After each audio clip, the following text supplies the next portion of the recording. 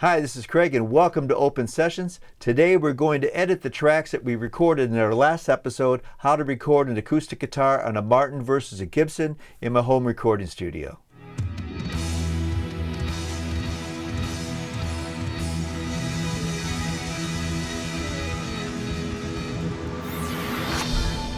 Hi, this is Craig and welcome to Craig Colley Music, where we are in the middle of recording a song from start to finish, where we learn how to record an acoustic guitar on a Martin versus a Gibson in my home recording studio. We've laid down those tracks and now we're going to edit them. One of the reasons I'm doing this series of episodes, how to record a song from start to finish, is because my last album triggered so many questions.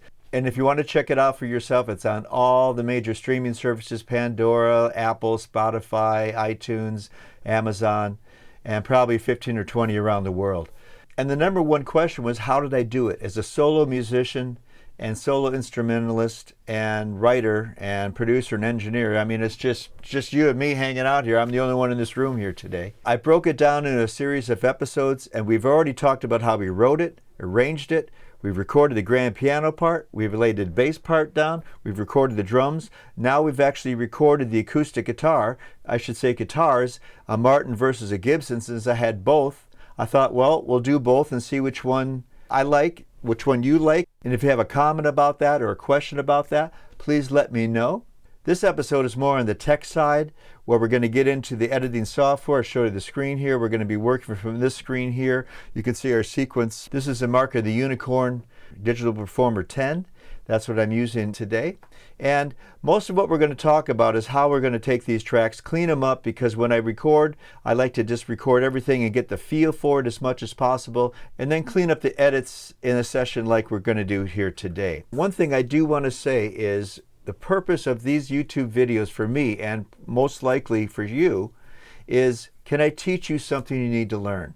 And if so, is that going to solve a problem for you or help you on your journey, whatever you're trying to do? Now, if you're just a music lover and you're trying to figure out how to do these things, or you're just curious about it, then you're going to have a wealth of information there, but it may get too techie for you in the process. However, that's part of this episode. The other episodes where I'm doing the creative, I don't talk so much tech and we just lay the tracks down and try and keep the feel of the song going. That's really important. And then going forward, hopefully I'll be a source of information you can come back to and rely on, and I'm always putting on new content. And in the process of this, we take a deep dive into making, mixing, mastering, and marketing music.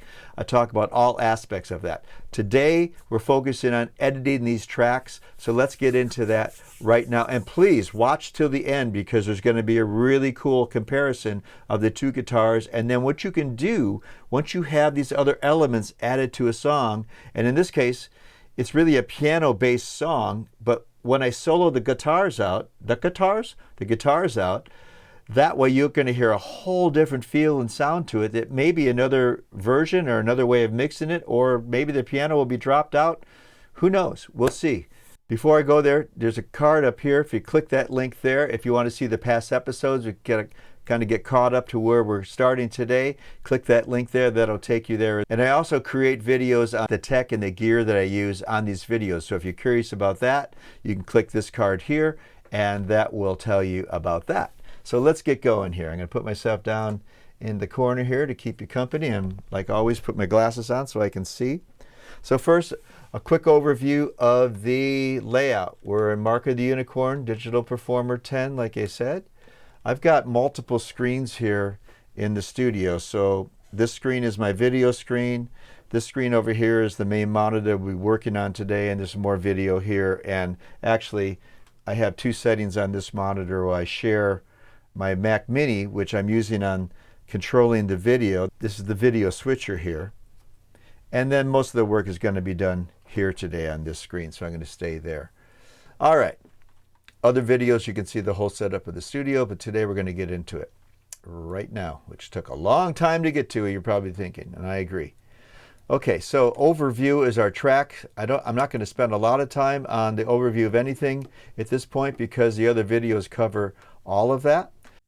Since you made it this far in the video, welcome to Craig Colley Music, where I help you to make, mix, master, and market retail-ready music. If you'd like to receive more information and watch more videos just like this one, hit the subscribe button right now and ring the bell. That way you won't miss out on any of the free stuff coming your way. Just to get caught up to speed where we're starting from, there's a grand piano part. These are the acoustic guitar parts. This is the bass part and the drums down here. Going to go to the sequencing window, and today we're going to show a little bit of the grand piano and I'm going to make this track a little smaller. And a lot of the things I'm going to do today, I'm just going to be working through this and talking where I need to speed the process up a little bit, but I will explain things as I go. A couple of things I have already done in this track, which I'll cover in a moment. But basically, we're going to go through and clean up the tracks before we're really going to do a comparison. Because this song starts with the piano, the bass comes in here, and then the full band comes here with the acoustic guitars, the drums come in here as well. So I'm going to play this a little bit before this so you can hear the piano and then the bass. Now here comes the bass. Jump ahead here where the guitars and the drums come in.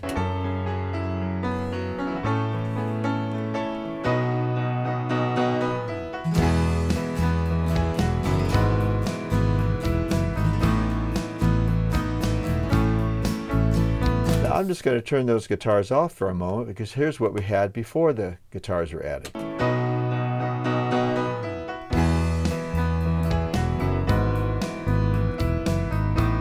Sounds nice, but now let's add those and see the flavor it's going to add to the piece.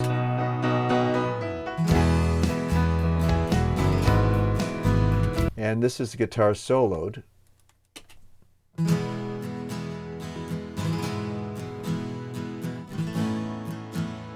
So in review of what we have a Martin guitar here in this channel here.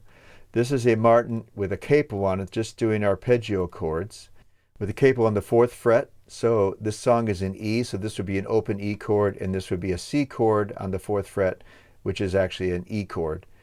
Then this track has something coming a little bit later, and then this is the Gibson playing exactly the same thing, or relatively close to the Martin. So what I'm first going to do is I'm going to tighten up the spots that I need to tighten up. And I also did some punching in and out, so I'm going to fix those edits as well, and that's where I'm going to start. So I'm going to turn off the other guitars and just use the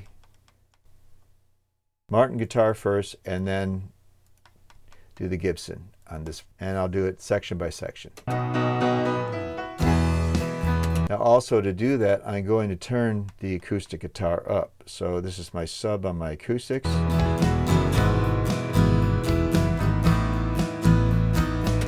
Go back to my sequence window and listen here. I also have my keyboard set up this way so I can pull this out and pull this out and make it much easier for me to sit and use this without leaning over so far. Really recommend that you have a setup that you've got where it's comfortable to use, because you're going to do a lot of sitting and editing if you're into this kind of thing. This is where you end up doing it. I actually have some pads put on here, some gel pads, and designed this thing so it would work this way. And then when I want to play the piano, I can move it out of the way. This whole shelf actually slides, but this is what I use to make this a more comfortable process. All right.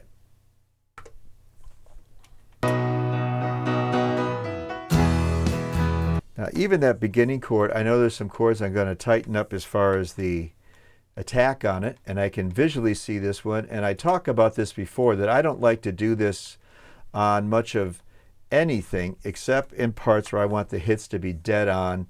And even with the band, a lot of times hits aren't dead on. So I use this technique a lot to make sure the track is squeaky tight in certain spots, just like here. So I'm going to listen to this. And there's also, when you play the guitar, go to this camera. When you play the guitar or the piano, you're kind of rolling arpeggios a lot of times. There's lots of notes happening at once, and most of the time they're probably not all hitting exactly the same time. So when you're strumming through, you're obviously hitting many notes, but they're not all hitting at the same time. You do it fast enough, it simulates that it is, but it still isn't. There's still a sequence of which one hits first, the lowest to the highest generally if you're strumming down. Same thing with the piano if you're rolling it. So, and this piece has a lot of piano arpeggios that are fast, but not completely just hitting a chord. So when you have two of them, or three of them, or maybe four combined, then you have to do a sum of what they all are, how they're all going to work together. And that's just basically by first looking and really just using your ear. To me, that sounds like it's just a little late, so I'm going to pull it up. And it does hit a little early, so I got to... There we go. That's dead on. There we go. Now there was an edit right there, so I'm going to move over here and put that in a spot that is potentially right there. Put a fade on it. Crossfade. Didn't like that. I'm going to move over here. I'm not sure where the edit spot was that I needed to fix in the original track. There we go. You also may notice when I talk that the music drops down, and that is intentional. There's another plugin on this that will automatically lower the music when I talk, and it's right here. I'll show you. I've got this H comp on where when I speak you can see the volume of my voice is here, but that automatically turns the music down when I talk, and when I stop talking the music comes back up. That way I'm not yelling over the music all the time, or feel like I have to yell over the music. But you'll hear it dip and dive because of that. Go back here. One other thing that I have a lav mic on, and I notice if I touch the lav mic or move, it will make the music go down too. So I've got to be really still using this particular setup.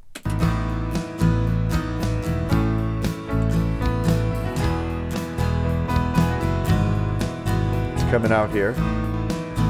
Okay, so we're gonna. Oh, I want that. So I'm gonna move it over here.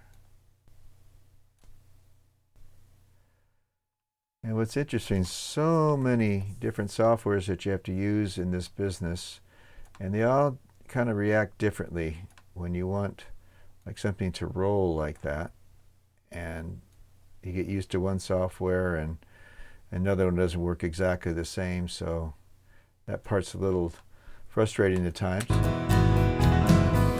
There we go. What I really like on this is where the guitar is dun, dun, dun.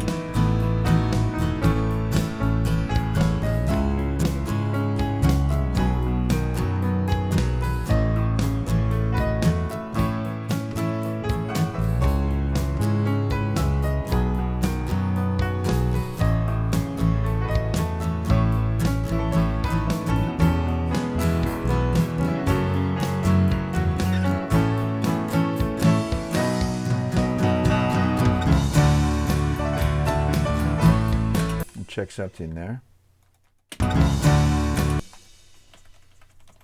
Right there's another one. I want that a little tighter, so I'm going to do a cut there, a cut here, and shift that just slightly. There. And pull this back a little bit so I don't get such an abrupt entrance there.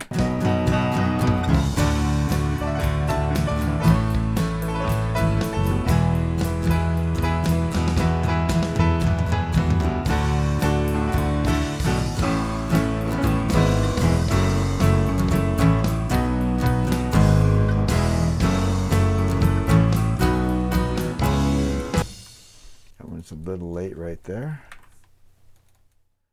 And I can see that one is too. We're going to cut that. I'm going to cut here because I can see the other one's going to be moved as well. This is slightly up here. And this one's here. Back up and hit listen. This is a little anticipated. And I'm going to put the fades in after I get it lined up right.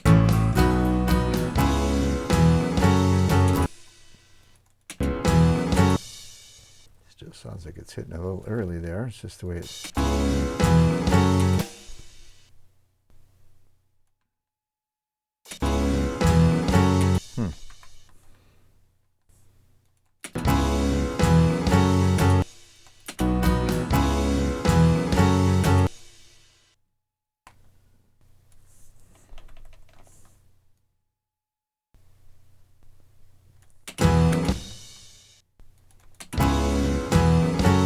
There we go. I didn't think it needed to be moved that much, but it did. And now these go by so fast that I'm going to put little fades on them. Crossfade there. And you don't even hear there's a gap there. Put one here.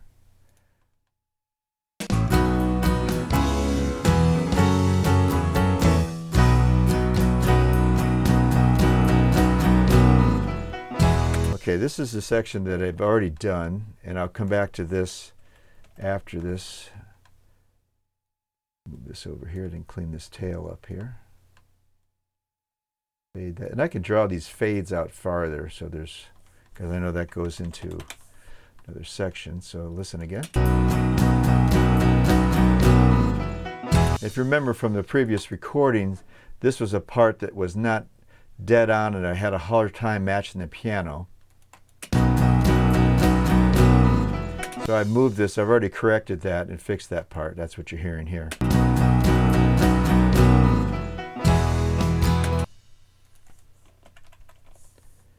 Sounds a little ahead. There we go. Continuing on.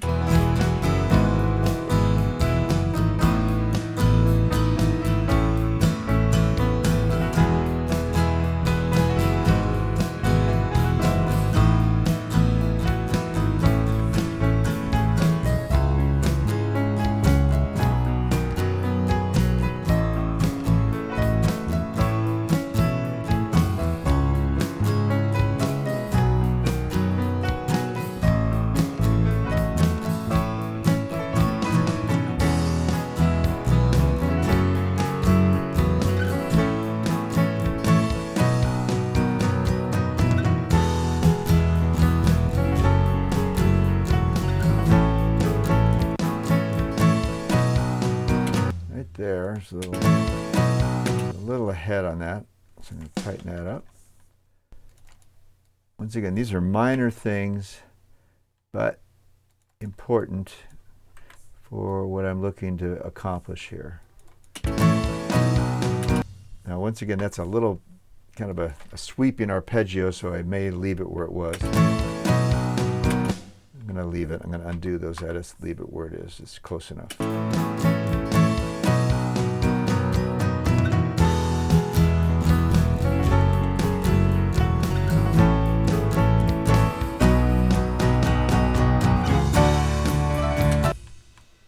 Check that one.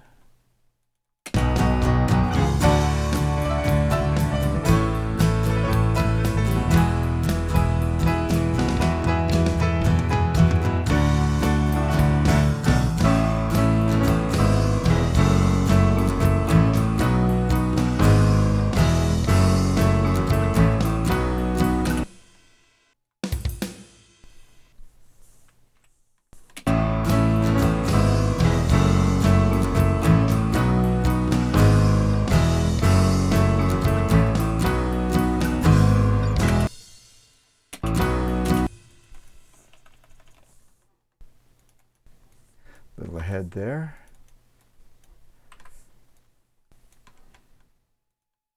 There we go.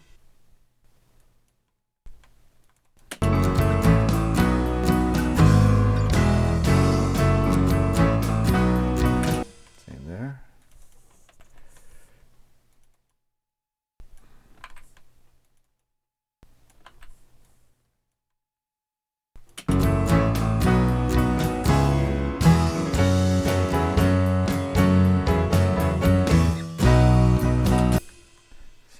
A little bit. Most of this is on, and can't emphasize like I always do in these videos is you got to rehearse, rehearse, rehearse, rehearse, rehearse, and rehearse some more. So when you go to lay these tracks down, you're not messing around with trying to figure things out. You know what you're going to play for the most part and execute them better than you would if you didn't practice them. It saves a lot of time, and especially if you're spending money in the studio, you want to go in there 1000% prepared, because it will be on your dime if you're not. So you might as well do that when you're not in the studio. Also, if you have a good engineer or you know how to do this yourself, you know that there are some things that can get very close and you can fix them like I'm doing right now. That's why when I was playing these parts, most of it's on, but to be squeaky tight, especially when you're doing multiple instruments, they're not all going to be played exactly the same at the same time because you're not doing them at the same time. So this is the trade-off. That is spot on.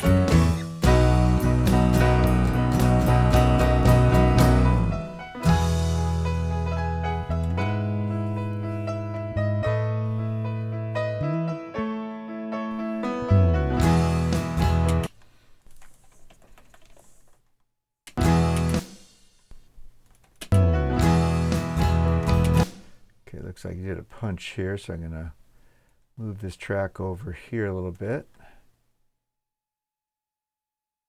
Put my fade in there, see how this sounds.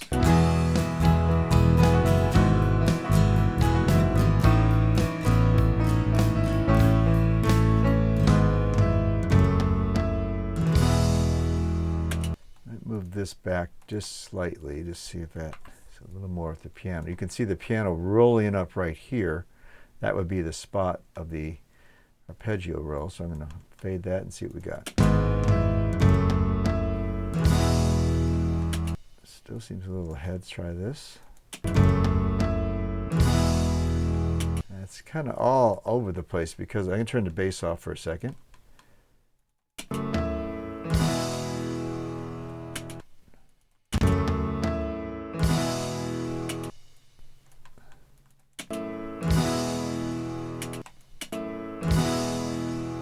Try that, turn my bass back on.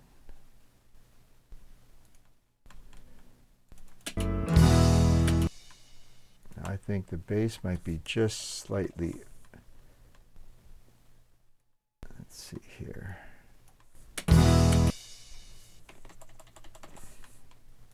I'm going to leave that for now because I'm not sure what else is going to be there. So that handles that Martin part. Now we're going to go and do the same thing on the Gibson track. It also gives you a chance to really listen to the Martin guitar. Once again, these guitars are recorded exactly the same way. There is no EQ on them, nothing. So they just sound like this right out of the boxes with the whole idea. So you don't have to do much in the mixdown process because they already sound good. However, we are going to do quite a few things that are going to make them even sound better. So let's go to the Gibson now. Whoops. And do the same with that. So slightly ahead on that. The most important things to me are some of these beginning spots where I want that thing to be just dead on, hitting right at the same time. There we go. Now both guitars at the same time just for a comparison. Gives it a good hit. Now there's going to be other instruments as well, so I know that's coming, so I'm taking that into consideration. Back into the Gibson.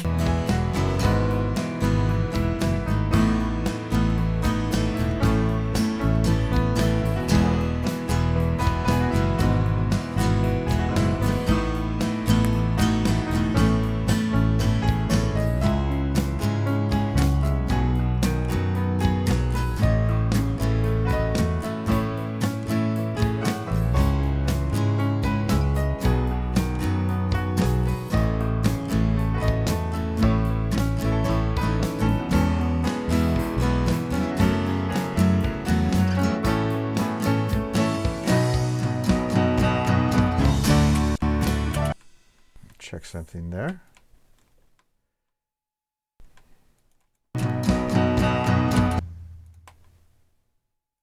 That whole phrase sounds a little ahead. I'm going to back that up just slightly right there.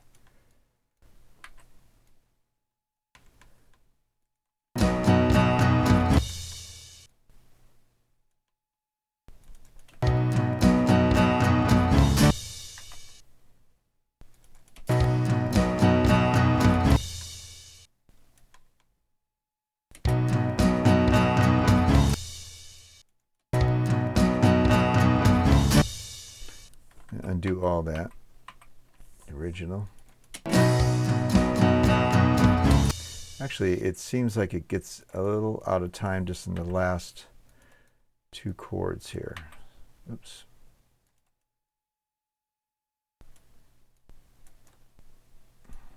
And once again, this is definitely nitpicking, but at the same time, it's also guitar picking. That was a terrible joke.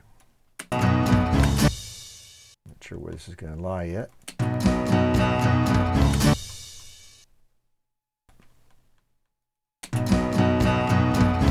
There we go. Listen to that whole phrase now. A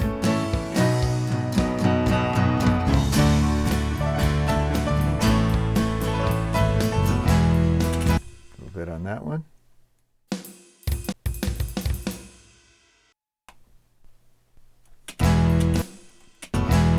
Sounds just slightly behind. Move this guy here. And once again, I'm going in between strums pretty much. That's what you're seeing. The waveform indicates the louder part.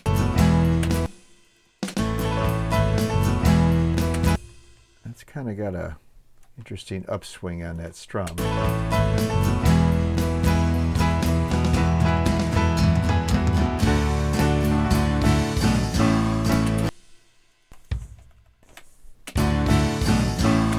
Especially in those hits.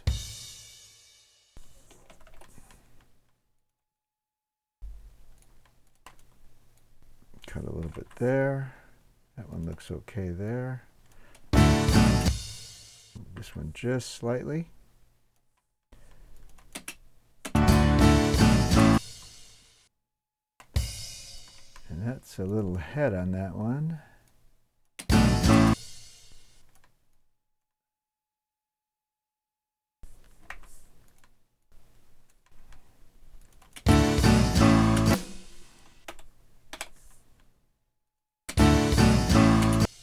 Like that.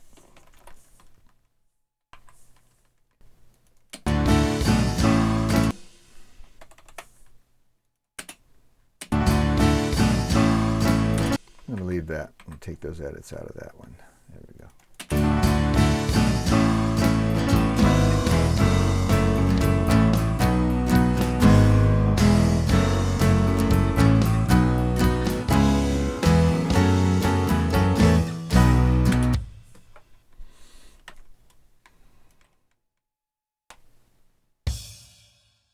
Maybe a little head on that. I'm going to try this.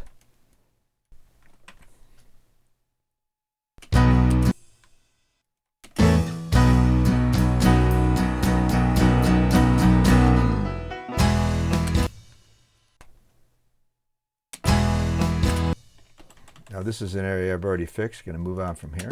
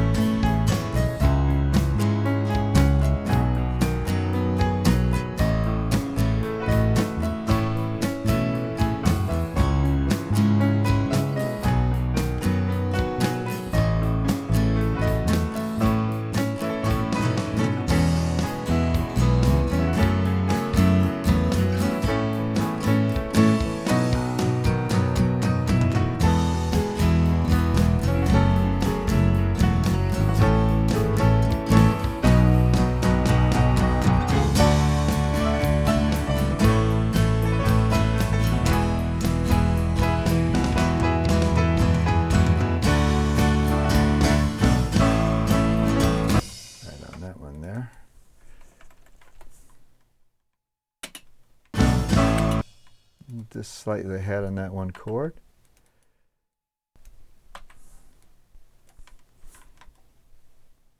You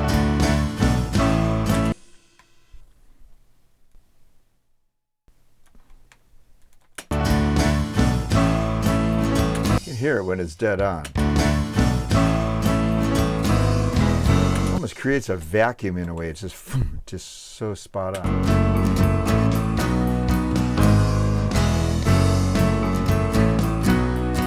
Okay, I can see I did a punch here, so I'm going to make sure this is clean. I'll move this over here.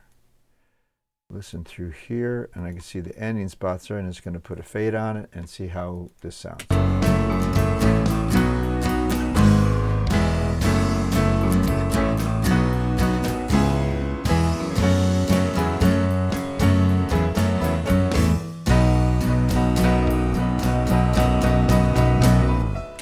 Same thing there. I can see that I get a punch there, so I'm going to take this up to this chord here. Now, if I wasn't talking through this, this would be done a while ago, because most of it's relatively fine, and I do this really fast if I am not talking.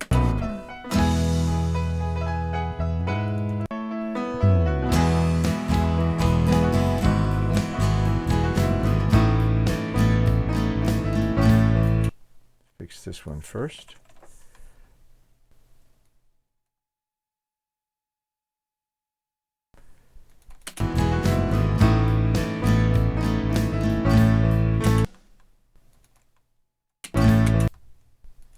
Slightly up on this guy here.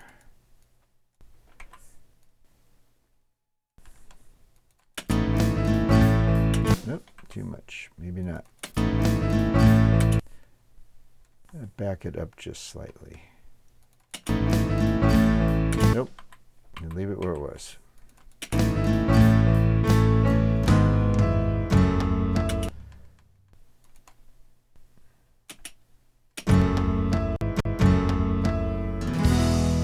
Okay, that one I do a much slower chord on the Gibson. I'm going to back it up just slightly. I should say much slower strum on that last chord.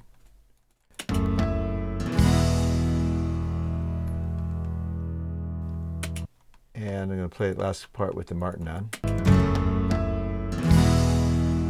So if you paint the guitars with both of them on, obviously there's a lot of things that they compensate for each other. All right, so I'm going to leave those for now, save. Now there's a third guitar part that is really just creates accents on all these chords. And this is capoed on the 4th fret, like I said, and played in C.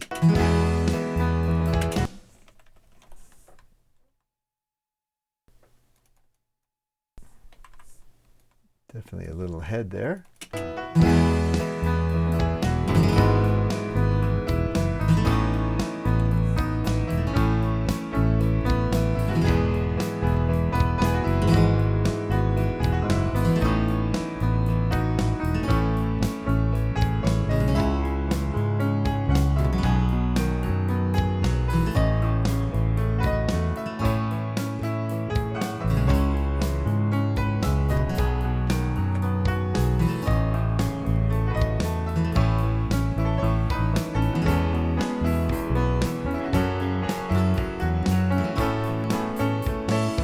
So there was a punch there. Let's move that over. Whoop, wrong thing. Move that over here. Don't know why that doesn't roll until you move another track.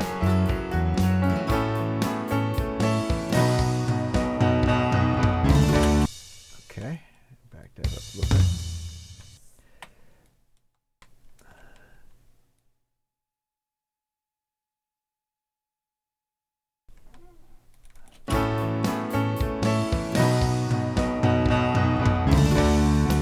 Little head there.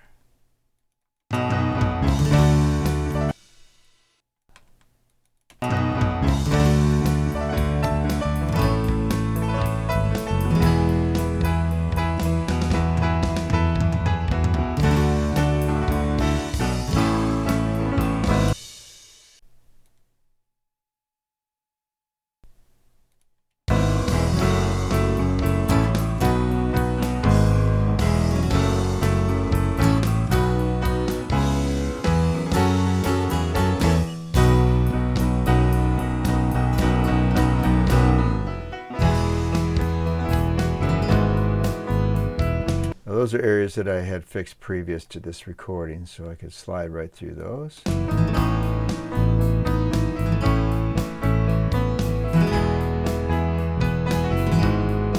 Sound a little, jumped the gun a little bit there. Let's back slightly.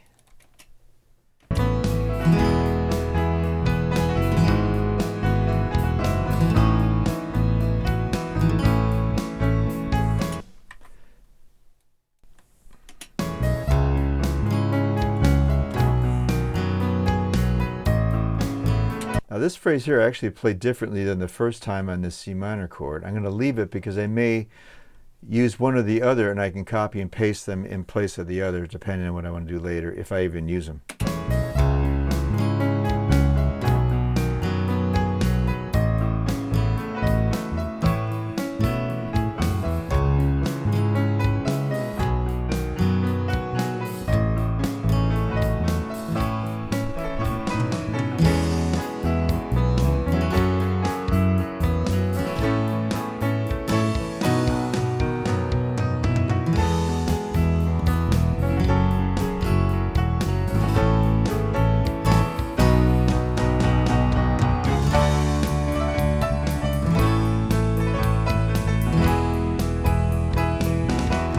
Now I had a technical glitch in the video that I recorded. Didn't capture any of this when I was laying it down, but I remember going back and putting these in place at the time I was recording. That's why the edit's already done.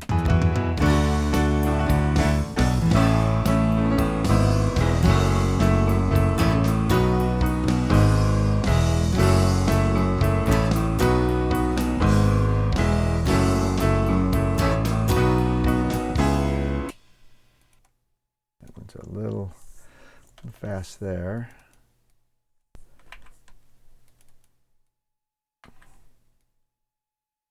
Just slightly.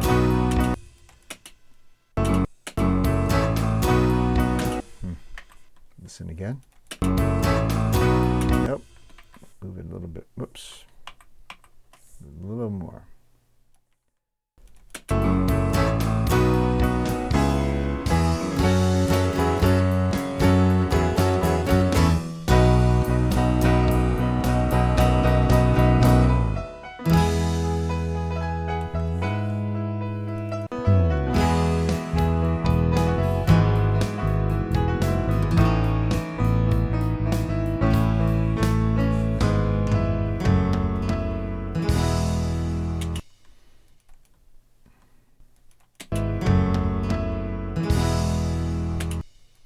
Sounds a little ahead right at that last chord there.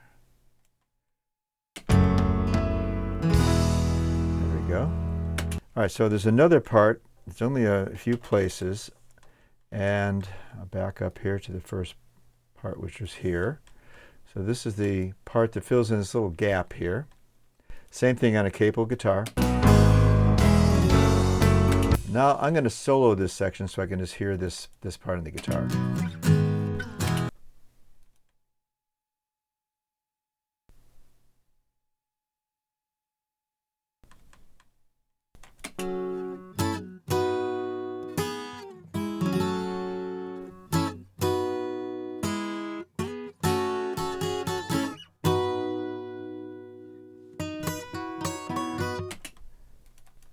Now, I have no idea if I'm going to use this, but I'll put it in time anyway.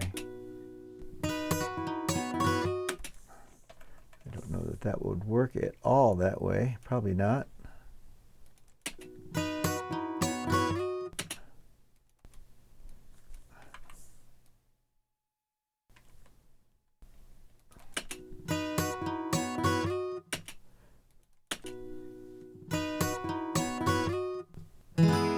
Leave that for now.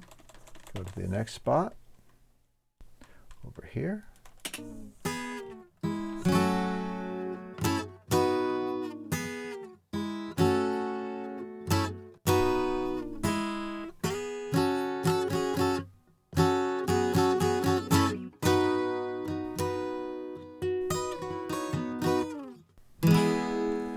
Now, just so you can hear what the concept of this is, I'm going to take these guitars and I'm going to now take the Martin, put it wide to the left, put the Gibson wide to the right, and these are more centered. This is the capo with that accent part, making them a little bit louder. And you get an idea of what this will sound like, just guitars.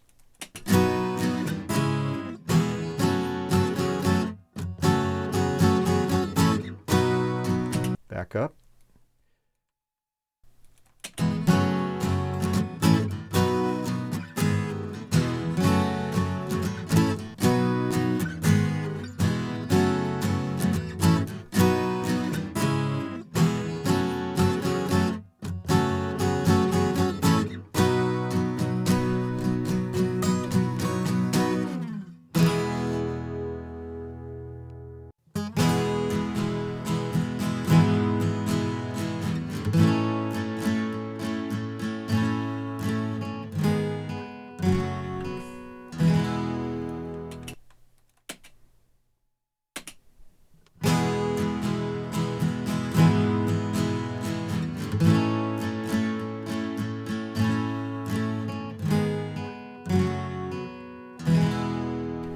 So what a difference in just what it sounds like just using the acoustic guitars. It's amazing.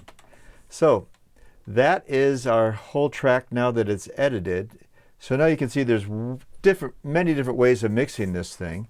Now I'm going to put a balance mix together here and simulate something like this would sound like. Now I've been waiting a long time to hear this full band sound coming in at this second repeat of the verse, which you're going to hear right now.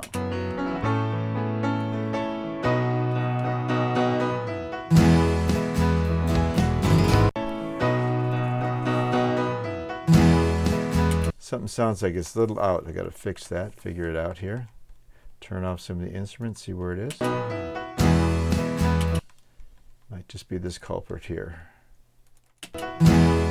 Yeah, move this guy back just a little bit. There we go. Difference from this to that. Before and after.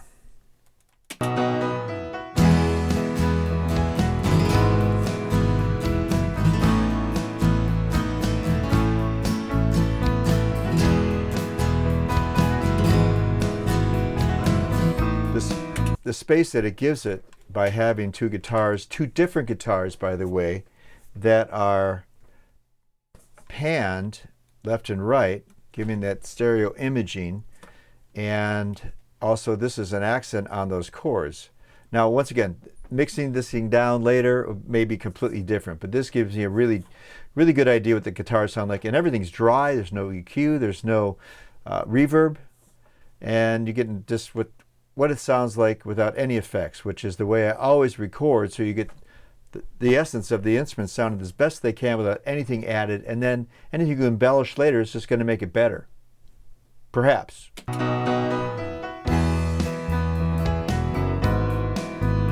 Now again with the guitars. Now I would say they're too loud in that mix. I'm going to pull them back a little bit, maybe more in this neighborhood. Excuse me.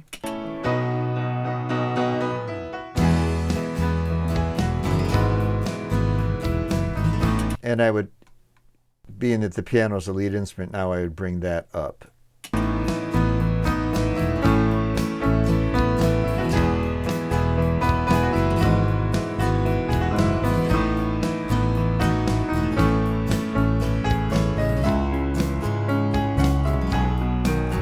But right there it gives a nice rhythm without it,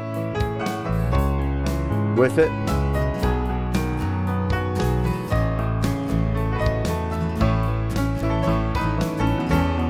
So let's give one more comparison with just using one guitar. So I'm going to turn off everything else except the Martin, and I'm going to bring the Martin center and play it that way. Same phrase.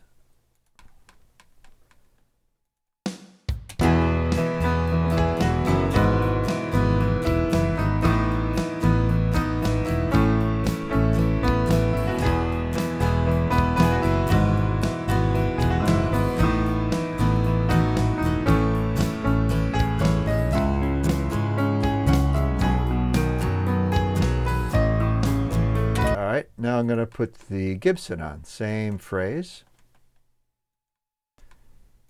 This is just the Gibson.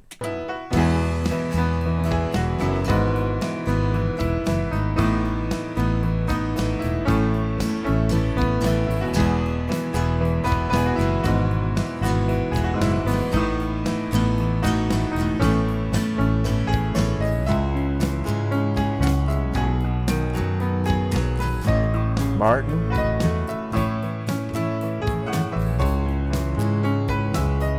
Gibson.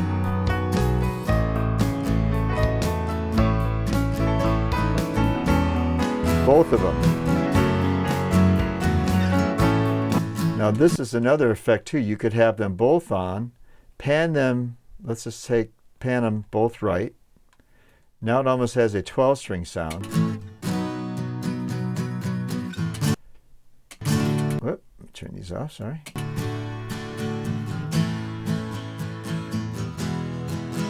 So another variation with the music.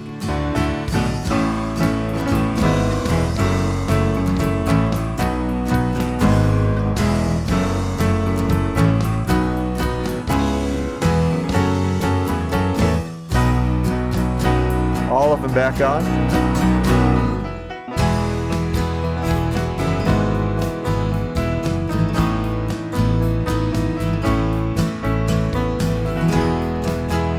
So little subtle things. Now if you listen to that, this part here, it's just those arpeggios giving us just a little more of a ring on those down chords, on those downbeats.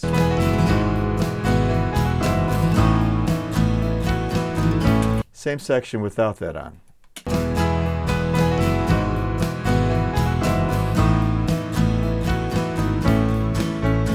With it.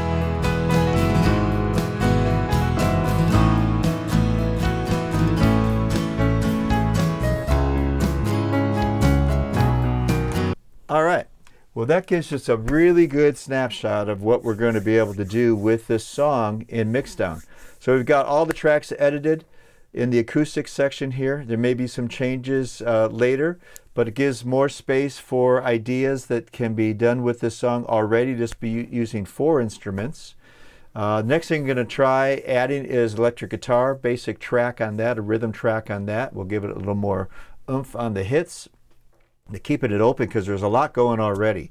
And when you have a piano pounding like it is and guitars strumming like they are, there's not much space left for a lot of other things other than the melody that will be laid on top with other instruments that are coming.